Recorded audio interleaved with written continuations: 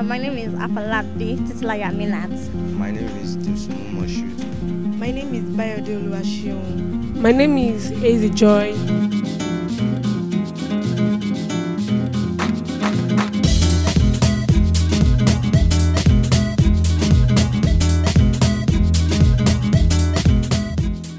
16 years old. I'm from University of Ilorin, 200 level. I'm a student of Lagos State Polytechnic and it's They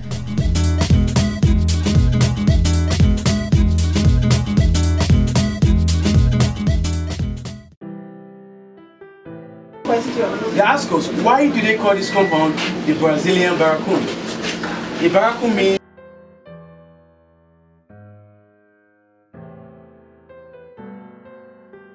but this compound has close relationship with the Brazilian. Later we'll talk more about the man called Seriki William Sabat, because he himself was a slave who also became a slave trader in the future. Now look at the two entrance doors. These two doors have been here since when this compound was established in 1840. Now this is called the cannon gun. There are two types of cannon gun. The big cannon gun was used in exchange for 100 slaves in Badagry. The small cannon gun was used in exchange for 40 slaves. Now a gun or a Dane gun, the value of a Dane gun was also 40 slaves. As early as 1450, the Europeans realized that it was impossible for them to come to Africa and forcefully capture the slaves. Do you guys know what they did? The Europeans befriended the African chiefs. Now when the Europeans came, they don't know how to get to Oyo, they don't know how to get to Enugu, they don't know how to get to Aneho in Togo. So the big question is this: how did they get the slaves? A lot of them don't like me saying it, but it is the truth. Some of our chiefs or our leaders collaborated with the Europeans.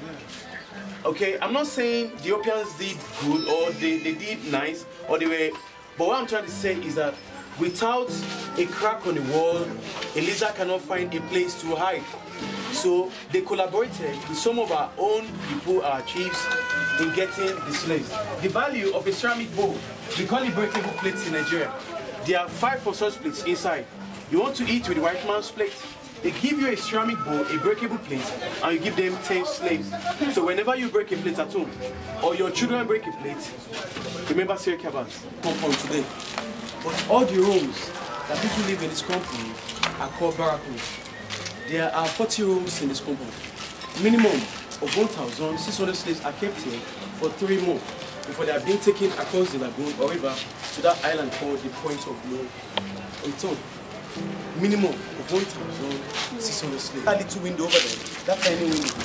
Yes. Originally, can you guys see the window? Yes. That little window straight down. Now look at the well behind you. That well was dug by the slave in 1847. The slave dug the well, drank water from it. Today people still fetch and drink water from the well. And when you look inside the well, at the edges, okay, what looks like a ring, okay, they are made of bricks. And those bricks were placed there by the slaves. Because there was nothing like cement that time. Now, they use this on 2 slaves. I need a volunteer that will experiment with. Don't worry, they will sell you maybe for a plate or a bottle of gin. Gross. Now, this is called the ankle shackle. They use this on 2 slaves. It was to prevent the slaves from running away while working on the farm. So, sir, we're going to be experimenting for some seconds. So, you are going to be a slave for some minutes, okay? He said practically. Now, okay, and they put this at the ankle of another slave. Now, we dug this from this compound. When we dug it from the ground, we did not find the padlock. I'm only using this as an example. I didn't say that this was the same padlock that time. I'm only using it as an example. So, they lock 2 slaves together. Now, I'll be locking me and my brothers here, even though I don't have the key.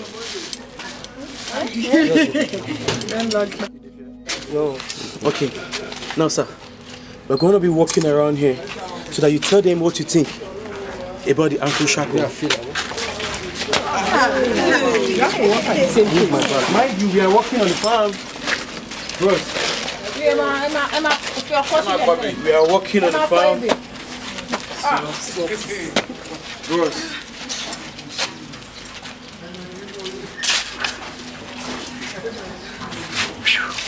So So what do you think? You like it?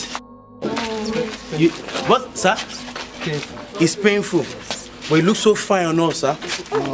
It's gold. This is too long. He said that if this ankle shackle, okay, stay longer around his ankle, that his own ankle will break.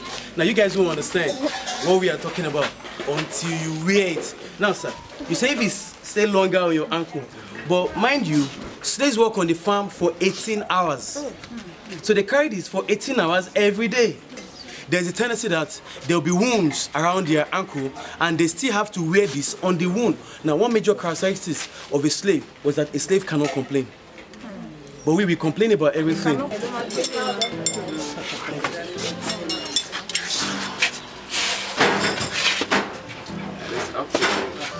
Maybe 50 kg.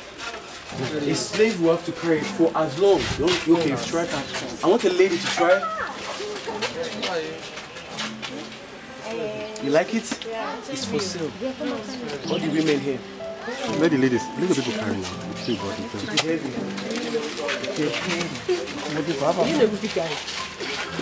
Okay, now you might carry the umbrella. Don't close the clothes. Guys, with my words, I'll open the second slave cell. We'll go inside to see what a slave cell looks like.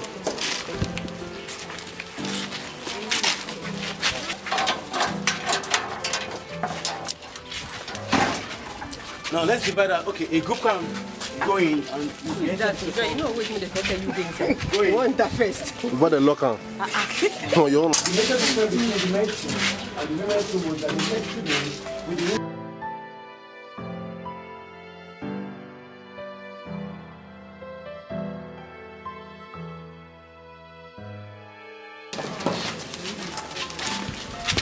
let's see where he was buried. There's a reason.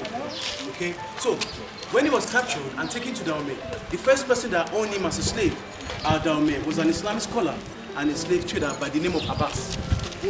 He became a Muslim through his first owner, Abbas in Dahomey. Abbas later sold him to a white man by the name of William. Had it been the Europeans allowed them to bear their names, it would have been easy for them today to trace their roots. Okay, my name is Anago, and I go on show. Now, if I am Mr. Richard's slave, and I'm taken to Havana, Cuba, and I died there, 400 years later, my descendant found out that their ancestor that was brought to Havana was called Anago. By the time my descendant researched the name, they found out that Anago is another name for the Yoruba. Okay, but Mr. Richard, he took my name away from me, so it will be difficult for my descendant to treat. So they call him Williams Abbas. But his real name was Ifaremi Lepu. When his father and mother gave birth to him, his birth name was Faremi Lepu. His father's name was Fagbemi.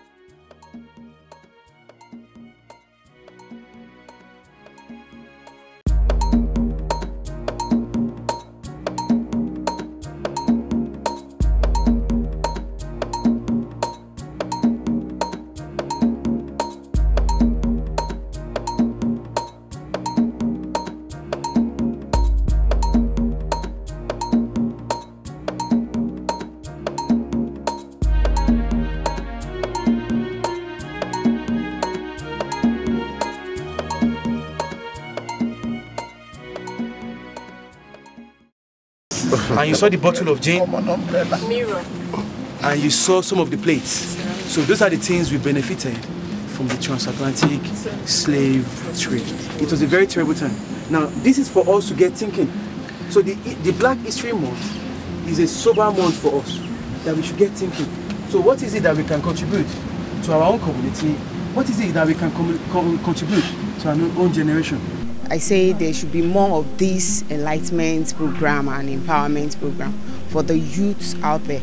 I feel like, yes, I can help our country grow more. I feel like I can help contribute to the development of Africa at large. I've been so enlightened, I've been educated, I knew different things that I never knew before, I never learned before. I want to say a very big thank you to 21st Century for creating this event to enlighten us and educate us. Thank you very much. Today I've learned a lot about the slave trade in Nigeria.